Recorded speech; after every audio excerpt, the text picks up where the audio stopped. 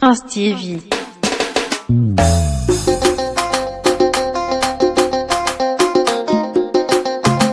Prince TV.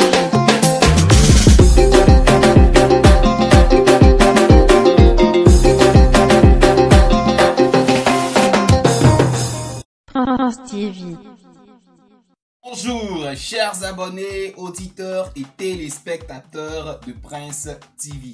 On commence aujourd'hui avec un élément du groupe Kifno Beats, le groupe numéro 1 du rap en Côte d'Ivoire. Précisément LJ Kifno Beats qui nous a mis d'un système vraiment... Alors il se trouve que sur Twitter il y a quelques heures seulement, LJ a posté une photo avec une paire de chaussures.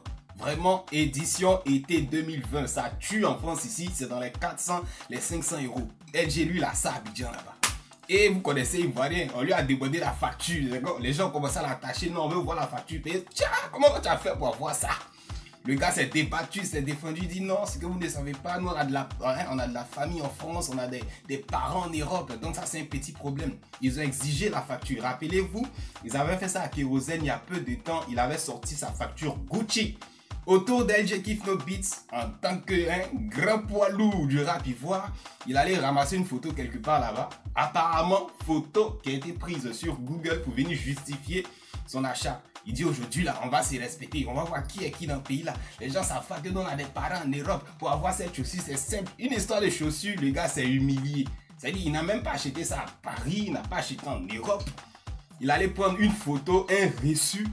Sur Google, il est venu déposer. Vous connaissez Ivoirien. Ils sont allés sur Google, ils ont détecté la marmaille, le mensonge, la pafloterie. Ils ont attrapé le gars. On dit non, champion, il faut nous dire la vérité. Donc, il s'est humilié pour un rien. Vous connaissez les rappeurs. Non, moi j'ai ça. Quand ils chantent là, les rappeurs là, moi j'ai ça, moi j'ai ça. Toi, tu n'as pas ça.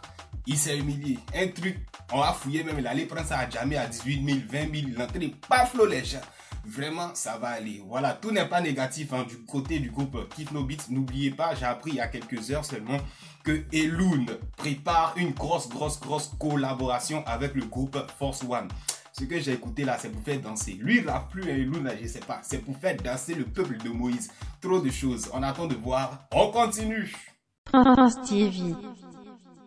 On poursuit maintenant avec une information relative à notre Miss Côte d'Ivoire 2005, série Dorcas, ex-femme de Didier Zokora Maestro.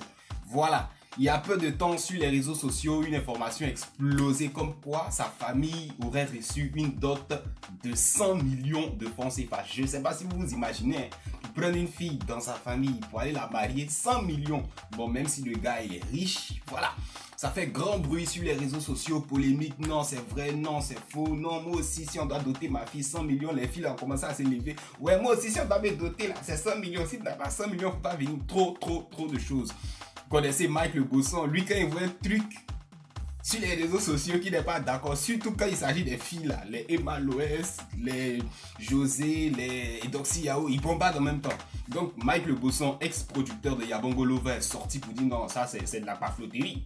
C'est du mensonge, comment d'autres 100 millions hein? Même le président il dépose 50 millions, sinon les gens qui aspirent à être président déposent 50 millions pour être élu, sinon tenter d'être élu, et puis toi d'autres, c'est quel genre de femmes, voilà. Apparemment, bruit, série Dorcas elle-même a fini par réagir. Elle a déclaré que ouais, bien évidemment, elle était dotée, le montant a été conséquent, mais c'est pas 100 millions de francs CFA. Voilà, elle a reconnu. Je sais pas d'où l'information est sortie, mais ça a enflammé la toile ivoirienne, enflammé la toile africaine, enflammé les réseaux sociaux. Donc la concernée elle-même reconnaît que il y a eu d'autres, le montant est bon, mais c'est pas 100 millions. Voilà, elle n'a pas déclaré aussi le vrai montant. En tout cas, trop de choses. On continue. Prince TV. On poursuit maintenant avec une information relative à Maria Mobile et Jonathan Morrison. Les deux là, vraiment, c'est amour jeu de lumière. Ça s'allume, ça s'éteint, ça s'allume, ça s'éteint. Alors, rappelez-vous, il y a quelques jours sur les réseaux sociaux, on a vu des photos de Jonathan Morrison avec une autre femme, autre que Maria Mobile. Elle avait été révoltée, elle avait fait une vidéo, tout ça pour dire « Ouais, je me remets plus avec lui, j'ai trop toléré, j'ai trop pardonné. Cette fois-ci, si vous me voyez Jonathan encore, giflez-moi, Jean, c'est fini, le love est éteint. » C'est elle qui a dit, elle dit « Giflez-moi. » Si vous la voyez aux States, peu importe où vous la voyez, giflez-la parce qu'elle a osé se remettre avec Jonathan. Pourtant, elle-même, sa bouche a dit c'est fini. Voilà, et tout récemment, il y a quelques heures seulement, on les voit sur les réseaux sociaux à la piscine. Elle est sur le cou du gars, torse nu, ils sont en train de...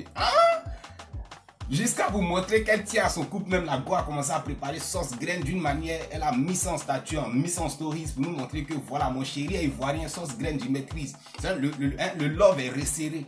Elle a parlé, peut-être c'est la 7e réconciliation, 8e réconciliation. Ils viennent, ils font parler sur les réseaux sociaux, après ils se remettent ensemble. Mais moi je retiens une seule phrase. Elle nous a dit cette fois-ci, si elle se remet avec Jonathan Morrison, si on la voit, on n'a qu'à la torcher, on n'a qu'à la wallow, on n'a qu'à l'engager. Donc si vous la voyez, vraiment c'est que vous l'avez vue. On continue. France TV. On poursuit maintenant avec l'édition 2020 des Primudes, si vous voulez, anciennement Award du coupé décalé, parce que c'est ce qui situe mieux les gens.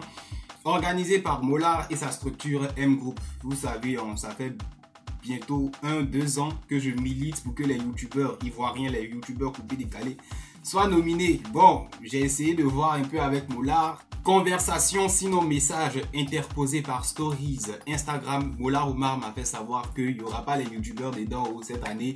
Le jury s'est regroupé très rapidement avec la pandémie du Covid-19. On ne savait même pas si elle allait avoir Primude. Donc malheureusement, nous, on n'est pas dedans. Mais bon, c'est le coupé décalé qui gagne. C'est la culture ivoirienne qui gagne du moment où l'édition aura bien et bel lieu. Ceci étant, pour cette année, le thème ce sera paix et cohésion sociale, bien évidemment en Côte d'Ivoire. Alors, on se rappelle que les années antérieures, les acteurs du coupé décalé se plaignaient de favoritisme, de mauvais choix, de mauvais traitements. Apparemment, cette année, Molar a aiguisé la crédibilité de son mouvement, de son concours.